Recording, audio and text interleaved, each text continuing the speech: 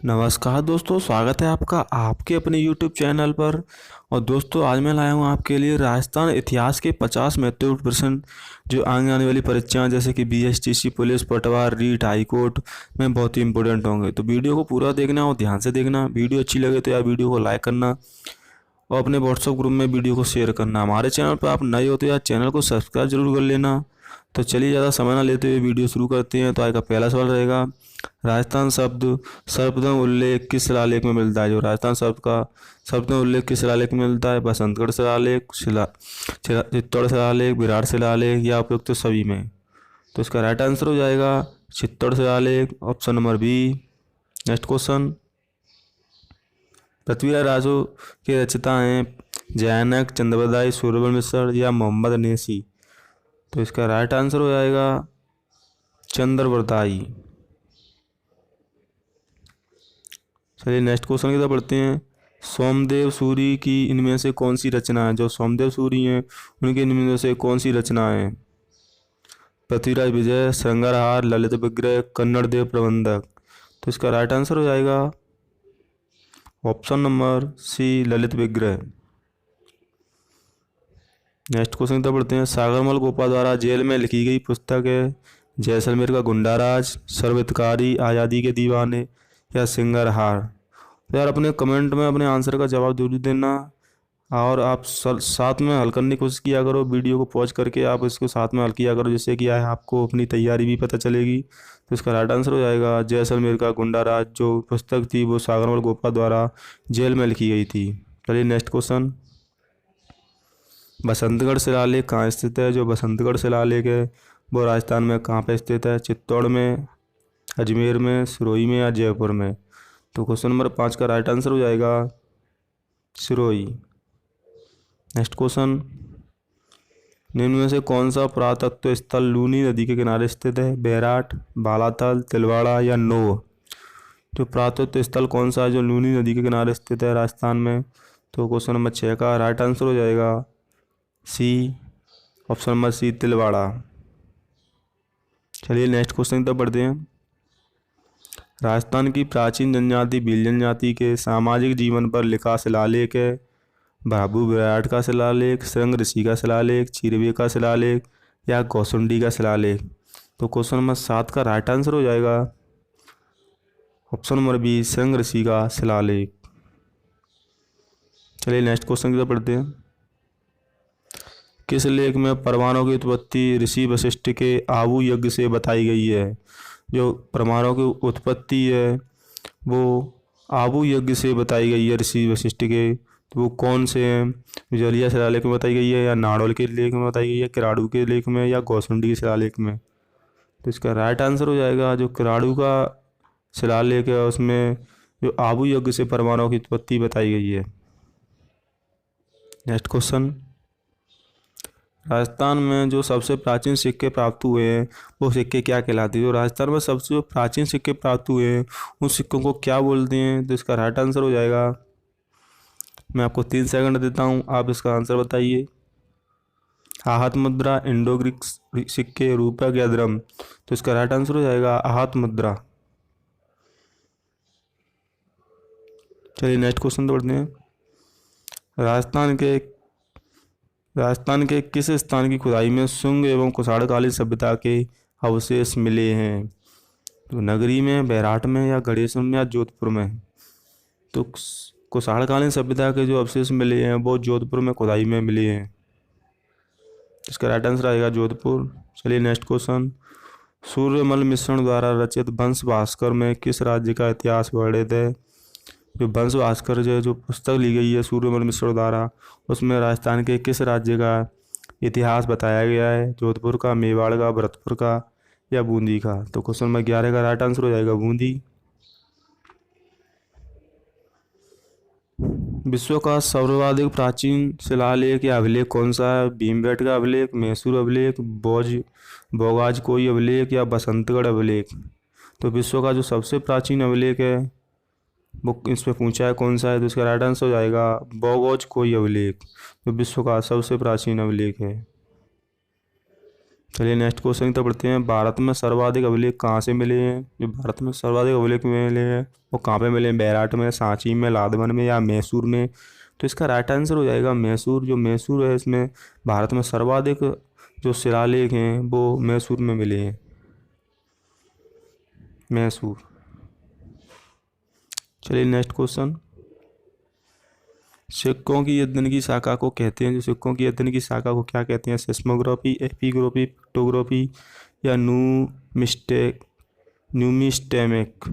तो इसका right answer हो जाएगा ऑप्शन नंबर डी, न्यूमिस्टेमिक इसका राइट आंसर हो जाएगा। हाथ सिक्कों को किसने पंचमार्क सिक्के कहा है? जो हाथ सिक्के हैं राजस्थान के सबसे प्राचीन सिक्के हैं, उन्हें पंचमार्क सिक्के किसने कहा है? जॉर्ज अब्राहम गिब्सन ने, टिफिन लेथन ने, जेम्स प्रिंसेस ने या डी.आर. साहनी ने? तो हाथ सिक्कों को जो पंचमार्क कहा गया है वो सबसे पहले जेम्स प्रिंसेस ने कहा था। नेक्स्ट क्वेश्चन इधर बढ़ते हैं। मानव को सर्वप्रथम किस धातु का ज्ञान हुआ था? जो मानव को सर्वप्रथम किस धातु का ज्ञान हुआ था दोस्तों मैं बता दूं, तो सबसे प्रथम जो धातु खोजी गई थी वो तांबा थी, और इसका ज्ञान भी सर्वप्रथम मानव को हुआ था। इसका राइट आंसर हो जाएगा ऑप्शन नंबर ए, तांबा। नेक्स्ट क्वेश्चन तो पढ़ते हैं। राजस्थान के किस स्थान में वैदिक व महाभारत कालीन सभ्यता के अवशेष मिले हैं? भागौर, बैराट, भीलवाड़ा या नो में? तो क्वेश्चन नंबर 17 का आंसर बताइए। तो इसका राइट आंसर हो जाएगा नो।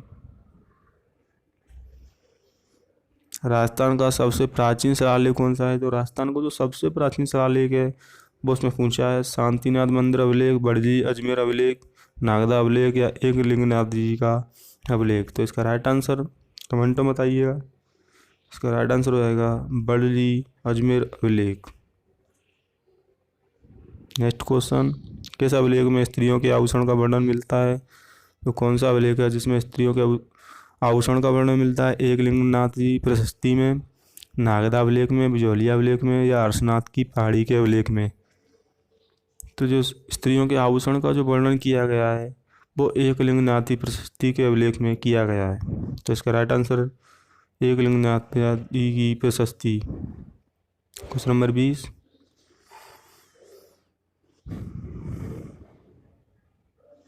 बहु विवाह एवं संयुक्त परिवार प्रथा का विवरण किस अभिलेख में मिलता है? जो बहु विवाह एवं संयुक्त परिवार का जो विवरण है वो किस अभिलेख में मिला है? तो क्वेश्चन नंबर 20 का राइट आंसर हो जाएगा नागदा अभिलेख, भागौर अभिलेख, बीसलपुर अभिलेख या कालीबंगा अभिलेख? तो इसका राइट आंसर आप बताइए। क्वेश्चन नंबर 20 का राइट आंसर हो जाएगा नागदा अभिलेख। खानवा का युद्ध 1527 ईस्वी में जोधपुर के महाराजा राव गंगा की तरफ से महाराणा सांगा की सहायता हेतु किसे भेजा गया था? जो खानवा का युद्ध हुआ था वो 1527 ईस्वी में हुआ था और ये भरतपुर में पड़ता है खानवा। तो इसका जो सहायता हेतु जोधपुर के महाराजा राव गंगा की तरफ से महाराणा सांगा की सहायता हेतु किसे भेजा गया था? तो इसका राइट आंसर हो जाएगा राम मालदेव को भेजा गया था। वीर दुर्गादास को राठौरों का यूलिसेस की संज्ञा किसने दी? जो दुर्गादास राठौर थे उन्हें यूलिसेस किसने कहा था? अबुल फजल ने, श्यामलाल दास ने, कर्नल जेम्स टॉड ने, केसरी सिंह भारत ने? तो इसका राइट आंसर हो जाएगा option C, Colonel James Tod ने। चलिए नेक्स्ट क्वेश्चन। औरंगजेब ने जोधपुर के किस महाराज की मृत्यु पर कहा कि आय कुर्ब का दरवाज़ा टूट गया? ये किसकी मृत्यु पर कहा गया था? मैं आपको 3 सेकंड देता हूँ, कमेंट जरूर बताइएगा इसका आंसर। इसका राइट आंसर हो जाएगा महाराजा जसवंत सिंह प्रथम। जो महाराजा जसवंत सिंह की मृत्यु पर जो औरंगजेब ने कहा था कि आय कुर्ब का दरवाज़ा टूट गया। Next question. जोधपुर के महाराजा ने अजमेर की मैया कॉलेज की स्थापना के लिए 1 लाख रुपए का चंदा दिया था। सॉरी माफ़ कीजिएगा, 10 लाख रुपए का चंदा दिया था। तो वो कौन से महाराजा थे? तो क्वेश्चन नंबर 24 का राइट आंसर बताइए। तो इसका राइट आंसर हो जाएगा महाराजा, कमेंट बताइएगा इसका 24 का आंसर महाराजा तख्त सिंह। बिल्कुल सही, इसका right answer Maharaja Takht Singh. Question number 25। Gudsagar, Durga Pathak, भाषा निर्माण दूल्हा, गजोदार नामक ग्रंथ की रचना जोधपुर के किस महाराजा द्वारा की गई? जो गुड़सागर है, दुर्गा पास भाषा है, निर्माण दूल्हा है, गजोदार नामक ग्रंथ है वो राजा जोधपुर के किस महाराजा द्वारा लिखे गए थे? अब बताइए इसका आंसर। तो इसका राइट आंसर हो जाएगा Maharaja Ajit Singh. Option number D इसका राइट आंसर। चलिए नेक्स्ट क्वेश्चन। वैद्यनाथ, मणिराम, अनंतभट्ट, भागवत आदि प्रसिद्ध विद्वान बीकानेर के किस राजा के दरबारी कवि थे? जो वैद्यनाथ थे, मणिराम थे, अनंतभट्ट थे, भागवत थे, वो प्रसिद्ध विद्वान थे जो बीकानेर के किस महाराजा के दरबारी कवि थे? तो क्वेश्चन नंबर 26 का राइट आंसर बताइए। इसका राइट आंसर हो जाएगा महाराणा अनूप सिंह। महाराणा अनूप सिंह के जो वैद्यनाथ, मणिराम, अनंतभट्ट, भागवत आदि प्रसिद्ध विद्वान बीकानेर के महाराणा अनूप सिंह के दरबारी कवि थे। Next question. सन 1570 ईस्वी में अकबर ने नागौर दरबार लगाया। बीकानेर के किस शासक ने सर्वप्रथम नागौर दरबार में अकबर की अधीनता स्वीकार की? जो 1527 ईस्वी में अकबर ने जो नागौर दरबार लगाया था उसमें सर्वप्रथम अकबर की अधीनता किस राजा ने स्वीकार की? राव जी सिंह, राव कल्याणमल, महाराज राय सिंह, महाराजा गंगा सिंह। तो क्वेश्चन नंबर 27 का राइट आंसर हो जाएगा राव कल्याणमल। राव कल्याणमल देव उन्होंने सर्वप्रथम नागौर दरबार में अधीनता स्वीकार की थी अकबर की। Next question. बीकानेर के किस शासक को जांगलदर बादशाह की उपाधि दी गई थी? बीकानेर का कौन सा शासक था जिसे जांगलदर बादशाह की उपाधि दी गई थी? तो क्वेश्चन नंबर 28 का राइट आंसर बताइए। इसका राइट आंसर हो जाएगा महाराणा कर्ण सिंह, और इन्हें औरंगजेब ने जांगलदर बादशाह की उपाधि दी थी। Question number 29। बीकानेर के राजा राय सिंह को 1593 ईस्वी में किस अभियान पर भेजा गया था? जो बीकानेर का राजा था राय सिंह, उसे 1593 ईस्वी में किस अभियान पर भेजा गया? तो इसका राइट आंसर हो जाएगा थट्टा अभियान पर भेजा गया था। राजपूताना के राठौर राजवंश की पहली राजधानी कौन थी? जो राजपूताना थे उनके राठौर वंश की पहली जो राजधानी थी वो क्या थी? आमेर, जोधपुर, बीकानेर या मंडौर? तो इसका राइट आंसर हो जाएगा मंडौर। चलिए नेक्स्ट क्वेश्चन। मुगल सम्राट जहांगीर ने जल थम्मन की उपाधि बीकानेर के किस राजा को प्रदान की थी? जो जहांगीर थे उन्होंने जल थम्मन की उपाधि बीकानेर के किस राजा को दी थी? गज सिंह, गढ़ सिंह, जसवंत सिंह या सरदार सिंह? तो क्वेश्चन नंबर 31 का राइट आंसर बताइए। इसका राइट आंसर हो जाएगा गज सिंह को जल थम्मन की उपाधि दी थी। Next question. अस्मत वाला राजा किस शासक को कहा जाता है? जो अस्मत वाला राजा है वो किस शासक को कहा जाता है? शहंशाह अकबर को, अनूप सिंह को, दुर्गादास को या राम मालदेव को? तो क्वेश्चन नंबर 32 का राइट आंसर हो जाएगा राम मालदेव को अस्मत वाला शासक कहा जाता है। Question number 33।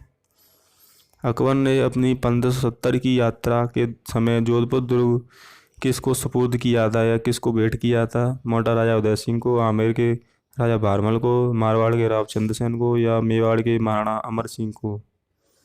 तो क्वेश्चन नंबर 33 का राइट आंसर आएगा मारवाड़ के राज चंद्रसेन को, जो जोधपुर से सुपुर्द किया गया था।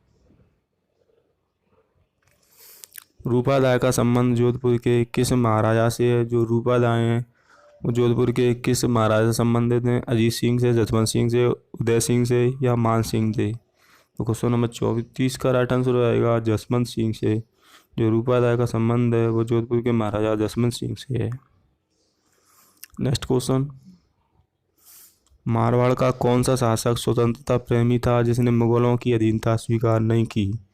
तो कौन सा शासक था मारवाड़ का जिसने मुगलों की अधीनता स्वीकार नहीं की?